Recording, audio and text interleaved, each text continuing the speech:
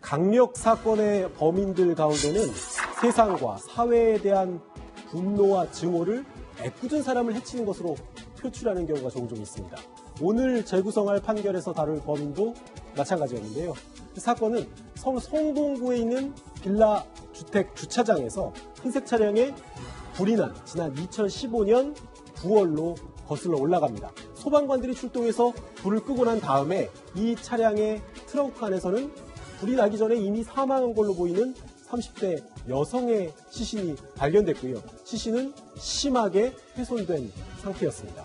경찰은 이 여성의 신원, 차량 화재가 있기 이틀 전에 충남 아산에 있는 대형마트 주차장에서 사라진 여성이라는 사실, 그리고 불탄 차량도 숨진 여성의 차량이라는 사실을 확인했죠.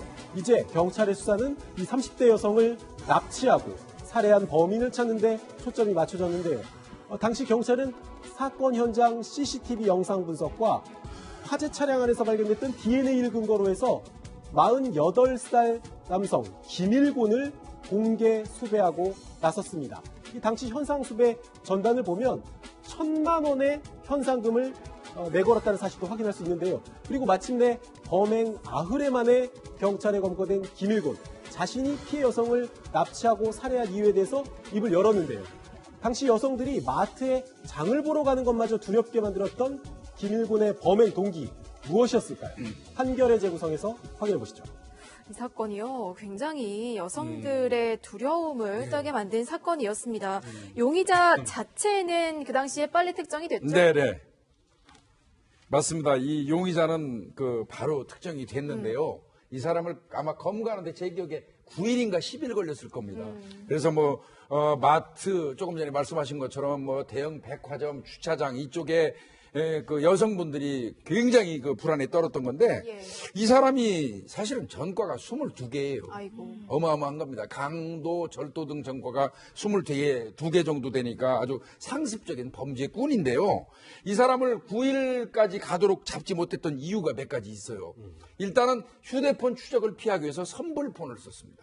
선불폰을 썼고요. 그 다음에 이제 이 납치한 다음에 피해자의 차로 전국을 이렇게 돌아다니는데 굉장히 대범하고 노련하죠.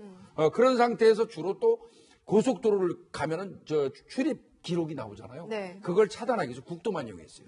국도만 이용을 했고, 그 다음에 이제 나중에는 차하고 또 어떻게 보면 살해한 여성을 방어하잖아요. 그래서 증거인멸을 시도하기도 하고요.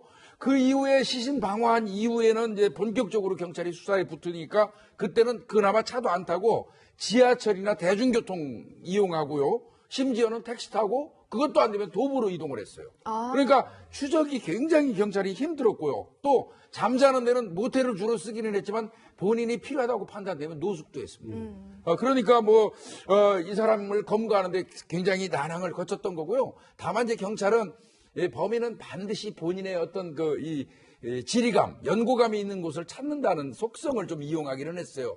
성동경찰서 관내에서 한 1년 반 정도 이 사람이 기거했던 적이 있다고 합니다. 예. 그래서 그 주변을 집중 수사하는 가운데서 어떤 단서를 잡게 됩니다. 성동구에서 그런 발견이 된 거예요? 네, 이 사람이 사건 발생 8일 만에 검거가 됐는데 처음에는 선불폰을 쓰고 국도를 이용하고 나름 치밀하게 도주를 했어요. 그런데 일주일 정도 지나니까 느슨해진 것 같아.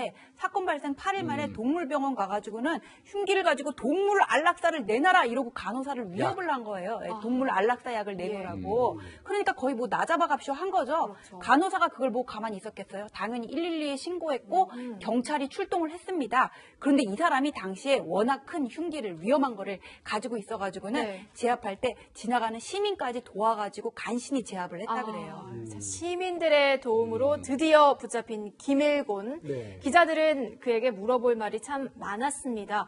김일곤의 답은 무엇이었을까요? 난 잘못한 게 없습니다. 잘못한 게 없어요, 나. 나한테 살아야 돼.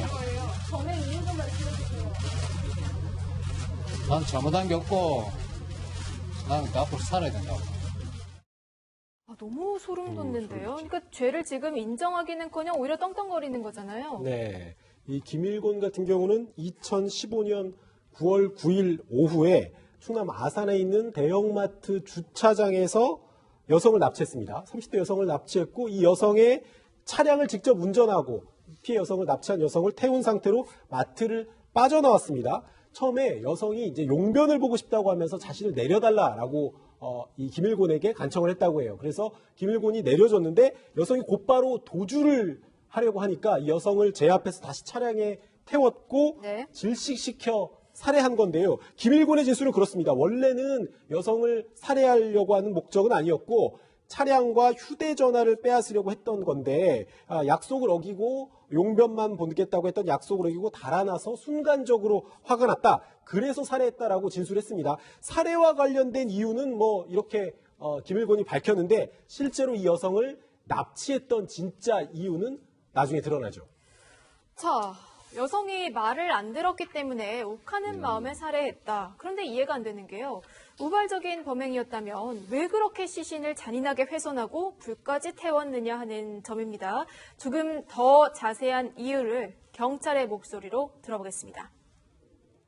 폭행 사건으로 연관된 K씨에 대한 불만을 품고 있던 중에 K씨에게 복수할 목적으로 여성을 이용해 유인하기 위해 여성과 차량 및 휴대폰이 필요하여 납치 강도를 계획하였다고 합니다. 처음에는 피해자를 살해할 의도는 없었다고 하나 피해자가 납치 이후 모욕적인 언행을 하고 피해자로 인해 폭행 사건 당사자인 K씨에 대한 복수를 달성하지 못했다는 울분에 시체를 일부 훼손하였다고 진술하고 있습니다.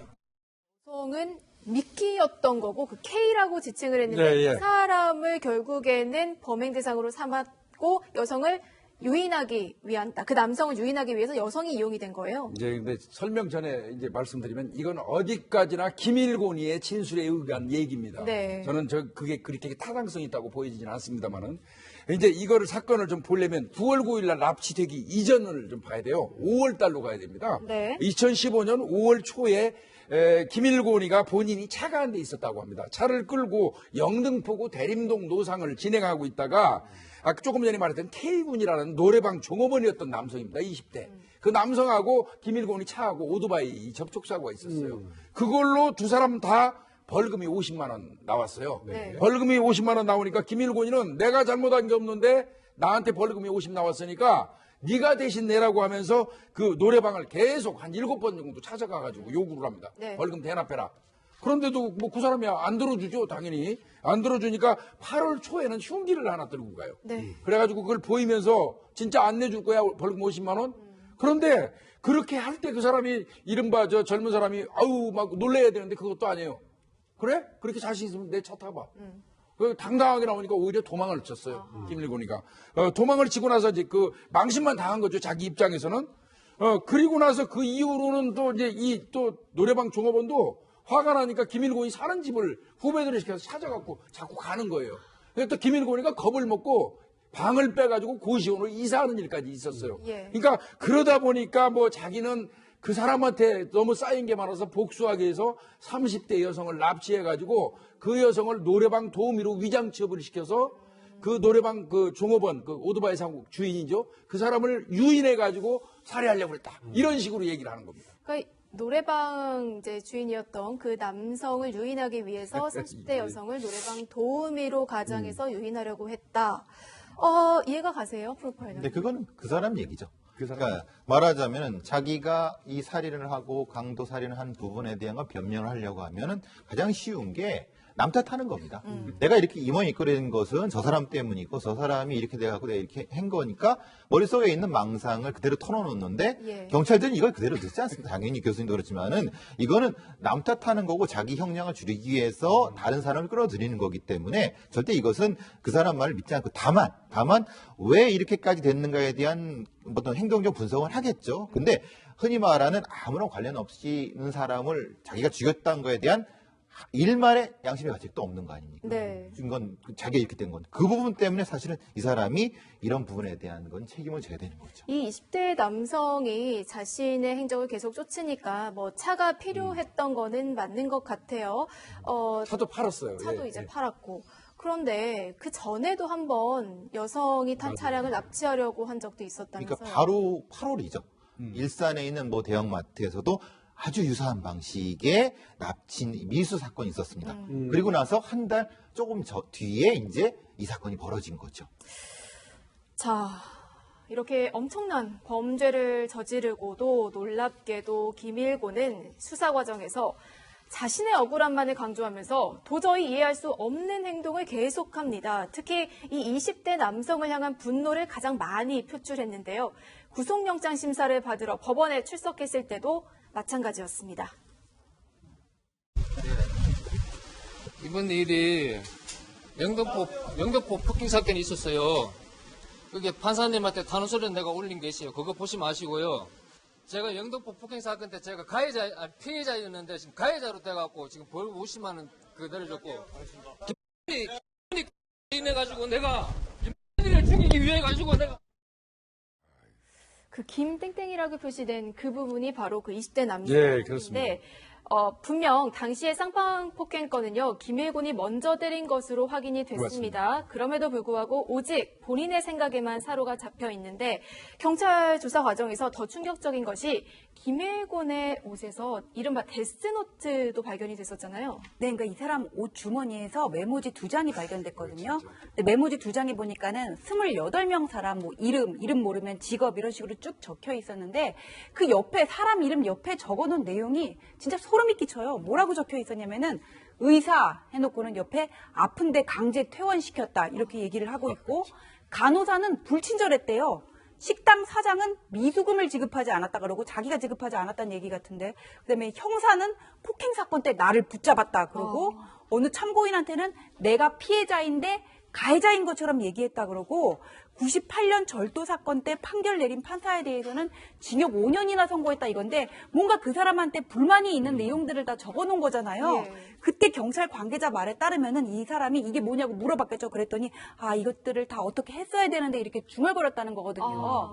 그래서 이 메모지를 적을 때에는 그냥 허무맹랑한 계획 정도에 불과했지만 이 사람이 저때 검거가 안 되고 활보를 했으면은 정말 더 큰일 날 일이 있을 수도 있었겠구나 그런 생각이 듭니다. 그러니까 모든 사람들이 날 공격하고 있고 또 세상에 대한 분노에 사로잡힌 것 같은데 김일곤은 대체 왜 마지막에는 동물병원에 갔던 거예요, 위원님? 아마 이제 본인 얘기는 그래요. 조금 전에 얘기했던 김모 씨 오토바이 그 때문에 접촉사고 때문에 싸웠던 김모 씨한테 복수를 하고 난 다음에 네. 본인도 이 개 안락사하는 약을 통해서 극단적인 선택을 하고자 했다. 그래서 성수동에 있는 동물병원을 찾아간 것이다. 이렇게 얘기했는데 이건 뭐 어디까지나 김일곤이 진술이죠. 지역적인 공간적인 특이성이 있습니다. 이 사람이 그 왕십리에 있는 뭐 곱창 골목 있지 않습니까? 거기 근처 아까 말씀 성수도 이런 데가 계속 그게 배회하는 공간입니다. 그렇기 때문에 사실은 왜 거기 동물병원에 들어갔어야 되는가는 사실은 나중에 더 추가 수사를 했어야 되는데 네. 그 부분을 좀 미진한 부분입니다. 근데 저는 김일곤의 행동이 연애 피해자와는 굉장히 모습이 달라요. 그래서 과거에 이 사람이 대체 어떤 환경에서 자랐는지도 참 궁금한데 프로파일러님 혹시 조사가 된 게 있나요? 그러니까 뭐 67년생입니다. 경북 경주에서 이제 여러 남매 중에 5째로 태어났는데 성격이 사실 좀 뭐 약간 내성적이었기 때문에 적응을 못하고 무작정 상경한 다음에 아까 제가 말씀드린 그 지역적인 곳에서 계속 뭐 오토바이를 타고 뭐 음식점 배달을 하면서 근데 이제 그때 이제 여러 가지 사람들과의 굉장히 많은 부딪힘이 있었나 봅니다. 그래서 그런 부분 때문에 전과도 여러 가지 갖고 강도 폭행 관련된 게 반복됐고요. 그래서 이제 문제는 특이한 점은 그 많은 전과 기록 동안 가족면회가 하나도 없었다고 합니다. 가족면회가 없었어요? 그러면 사실은 이 전에 있어서 여러 가지 면에서 가족들과의 충돌도 분명히 있었을 것이다. 이런 부분도 분명히 추정되는 부분인 거죠. 기이한 행동은 어디까지 이루어지는 거예요? 뭐 재판이 시작된 다음에도 김일곤의 황당한 발언은 계속됐습니다. 변호인 없이 재판을 받겠다고 주장을 하기도 하고요. 내가 처음에 범행을 저지르게 된 이 계기가 영등포에서 일어난 교통사고로 인한 그 폭행 사건이니까 그 사건을 먼저 재조사해달라. 자신이 살인죄로 재판을 받는데 그 전에 있었던 폭행 사건을 재조사해달라면서 앞뒤가 안 맞는 궤변을 늘어놓으면서 재판 진행에 불만을 표시하기도 했고요.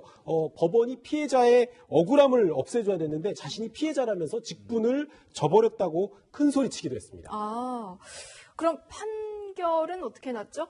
예, 검찰은 사형을 구형을 했어요. 그런데 지금 판결의 재구성에서 다루는 사건들이 대부분 살인사건이잖아요. 대부분과 살인사건의 경우에는 이렇게 죄질이 안 좋고 또 그러면은 무기징역이 사실상 최종형이거든요. 사형은 네. 사실 집행이 안 되고 있으니까. 근데 이 사람의 그 행동이 정말 특이했어요. 그러니까 이제 재판장이 무기징역을 선고를 했더니 이 사람이 반성은커녕 재판장한테 뭐라 그랬냐면은 아니 그렇게 안팎으로 나를 모함해놓고 사형 줘야 하는 거 아닙니까? 사형 주세요. 이렇게 얘기를 했다고 사형 달라는 거예요? 예, 그러니까 그걸 보면은 이 사람은 그냥 죄의식은 물론이요, 우리가 일반적으로 느끼는 어떤 뭐 타인에 대한 배려라든지 동정심, 불안감 이런 것들이 그냥 전혀 정서적으로 결여돼 있는 그런 사람같이 보입니다. 항소심도 진행이 됐는데 거기서도 역시나 무기징역을 선고받은 거예요? 네, 항소심에서도 뭐 도저히 이런 경우에는 감경의 여지가 없는 거죠. 항소심에서도 무기징역 선고가 내려지고 이 형이 확정이 됐다고 합니다. 예, 알겠습니다. 김일곤이 살해한 사람은 단 한 명이지만요. 잔혹함 그리고 뻔뻔함으로 강호순, 조두순, 오원춘 등과 함께 국내 흉악범으로 손꼽히고 있습니다. 결국 무기징역을 선고받은 김일곤 이야기 살펴봤습니다. 저희는 잠시 후에 실종자 찾기로 돌아오겠습니다.